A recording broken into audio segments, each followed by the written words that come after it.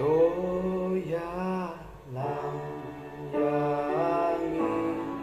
gokenra katpangi dang ya chapra haki denti ebat kelai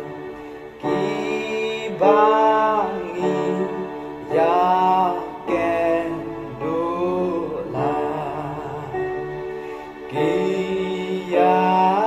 kialega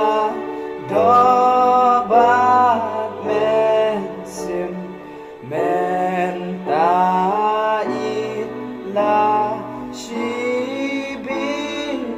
shibinchon kijin ben shoy chong kapethe ki ben da jin bom kum non ya ki ba chen liu hi kai trai dengan sngau kla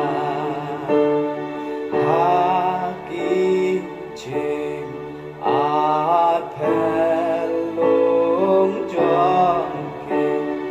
ngan om shem ka jilera